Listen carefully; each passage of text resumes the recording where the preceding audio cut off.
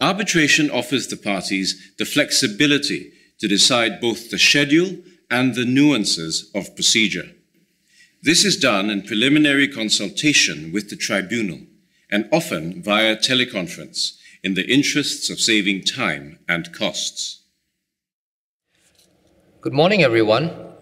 Present in today's video conference are both parties' counsel as well as all three members of the tribunal, with myself presiding.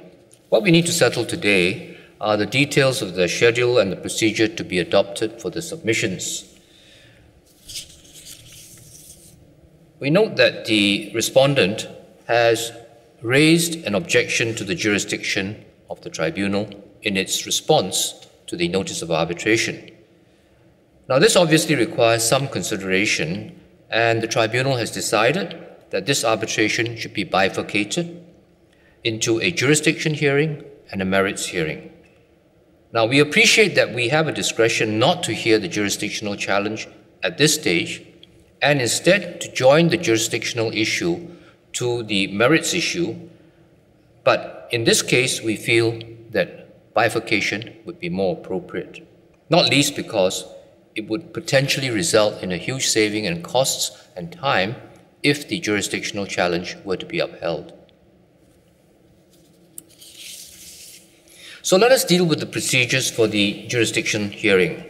I suggest that each party provides us with one round of succinct written submissions on the question of the tribunal's jurisdiction. The respondent can do that within 2 weeks, and after that, the claimant can have 1 week to respond. And I think that would be sufficient, considering that the respondent's case has already been fully fleshed out in its original response to the notice of arbitration. Thereafter, we can proceed to a short oral hearing for both sides to highlight their arguments. Now, is this acceptable to both parties? Yes, that's acceptable to us. Respondent? Sir, we're fine with that arrangement too. Excellent. In that case, I will propose some dates for the hearing in the procedural order, to be issued in draft, of course. Would parties please make arrangements for booking a suitable venue for the hearing? I would suggest the parties try and secure a hearing room at Maxwell Chambers. It offers some very good coffee. Of course, rooms are purpose-built for the hearings. You had me at good coffee. Good coffee, it's a critical consideration. On that point, these two parties can agree. I'm glad to hear it. We will also need transcription services for the hearing. Could counsel arrange for that, please? Yes, I think that Maxwell Chambers can help the parties to arrange for transcription through Merrill Corporation, so you might want to look into that. Tribunal would appreciate receiving each day's transcript at the end of the day, so that if counsel have an objection, it can be dealt with immediately. Please coordinate those arrangements with Maxwell Chambers and let us know in due course. Certainly, our side concede to that. Thank you. Mr. Chairman, I assume that we, the other tribunal members, are to make our own flight and accommodation arrangements, is that right? Yes, that's correct, and SIAC will reimburse all our expenses and pay the two of you per diem for the course of the hearing in Singapore, since you will be coming here from your home base for that purpose. Right, I understand. Okay, then I'll be in touch with SIAC afterwards about that. Thanks very much. Does either party have any other questions or comments?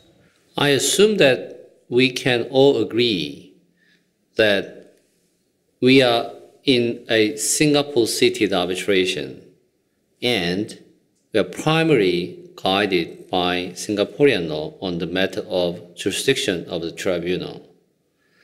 I also note that the parties only agreed to CISG as substantive law, as it were to govern the contract. Yes, that is our position as well. Otherwise, no further comments. Everything's good. Same here, sir. Wonderful. I'll have the matters we just agreed on put out as a draft procedural order number 1, and after my co-arbitrators have reviewed it, I will send it to both parties for their comments. Now, as for the scheduling of the hearing, we'll discuss that once written submissions have been filed. And if we can keep up the spirit of cooperation throughout the course of these proceedings, that would be great. And plenty of good coffee.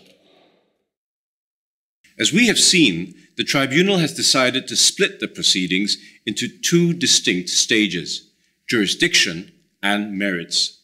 This is quite common in disputes such as this, as it provides a time and cost advantage to the parties. How? It saves them having to go through the entire process of the arbitration only for the tribunal to decline jurisdiction in the first place. Teleconferences like this will continue to be held throughout the course of the arbitration, particularly to decide schedules. You may have also noticed that the presiding arbitrator takes the lead in setting the agenda for the proceedings, although he regularly consults his co-arbitrators. This adds to the efficiency of the process. Soon, the written submissions arrive and the oral hearing is scheduled for the parties to make their final arguments on jurisdiction. I can't wait for it. Can you?